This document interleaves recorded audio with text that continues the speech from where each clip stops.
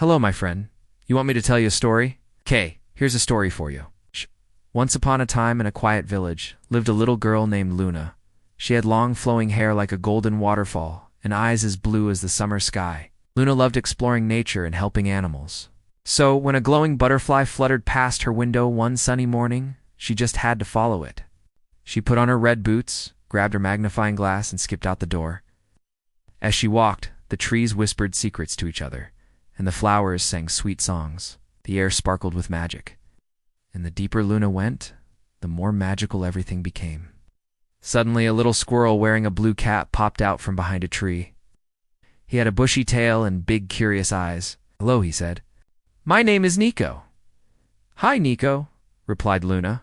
"Are you a talking squirrel?" "Well, of course I am," said Nico proudly. "Talking is one of my many talents. I'm also great at collecting acorns and leaping from branch to branch." "Me too," said Luna, laughing.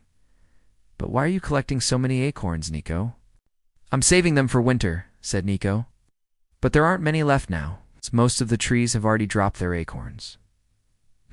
Said Luna. "Maybe I can help you gather some more." Just then, the wind rustled through the leaves, and a wise old owl hooted from above. "Gather no more," the owl said. "The forest is in danger, and we need your help, little one." "What's wrong?" asked Luna. "The forest is losing its magic," said the owl. "The crystal of light has been stolen, and without it, the trees will stop whispering, the flowers will stop singing, and the animals will stop talking. Soon the whole forest will be dark and gloomy." "Oh no," said Luna. "I'll find the crystal of light and bring back the magic to this forest." "Thank you, Luna," said the animals. "We knew you would help us." And with that, they all set off to find the missing crystal. First, they had to cross a sparkling river. But Luna noticed that all the fish had disappeared. "We need to find the fish," she said, "or we won't be able to cross the river." She and Nico walked along the bank until they saw a little crab hiding under a rock. "Excuse me," said Luna, "but where have all the fish gone?" "They're trapped in the cave," said the crab. "A grumpy troll has blocked the river with rocks and boulders." "Oh dear," said Luna.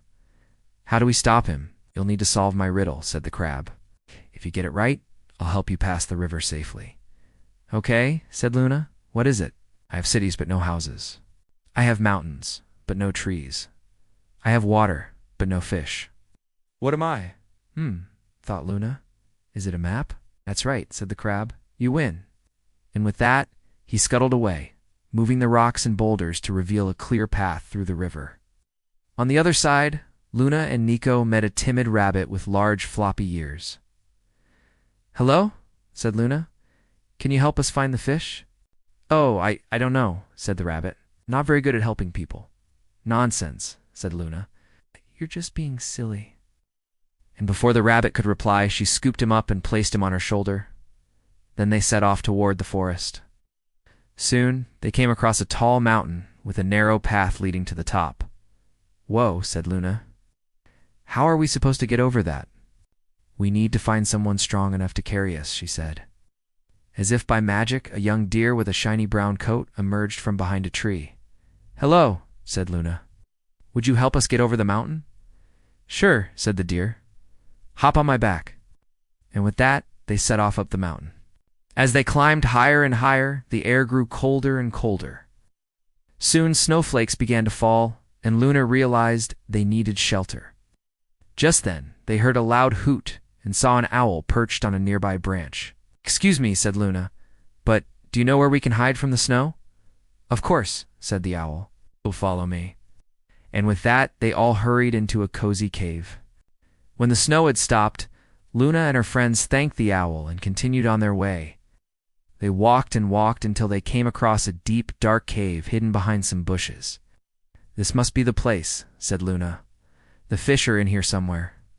As they approached the cave, they heard a loud voice. "Who's there? Who's there?" Startled, Luna and her friends hid behind a rock. "Don't worry," whispered the rabbit. "I'll distract him while you sneak past." And with that, he hopped out from behind the rock and shouted, "Hey, troll, I'm over here." The troll looked up from his treasure and saw only a rabbit. "Little rabbit," he said, "what do you want?" "I want the fish you've trapped," said the rabbit. "Give them back and maybe I'll let you go easy." "Oh no, you won't," said the troll. You're just the right size for my stew." With that, he reached out a gnarled finger to grab the rabbit.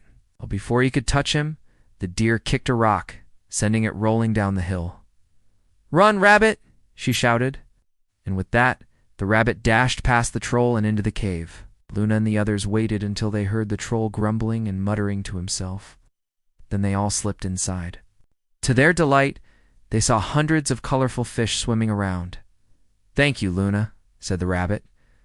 "We couldn't have done it without you. All you have to do now," said the deer, "is put the fish back in the river, and the forest will be saved." Ice. And with that, they all hurried to the riverbank and released the fish. As the last fish splashed back into the water, the trees began to whisper again. The flowers started to sing, and the animals broke into cheers. "Hooray! Hooray! The forest is safe!" they cried. "Let's go home now," said Luna. And with that, she waved goodbye to her new friends and skipped back to her village.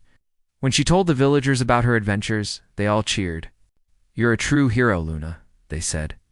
"You brought back the magic to our forest." From that day on, Luna was known throughout the land as the girl who saved the magical forest. And that's the end of the story.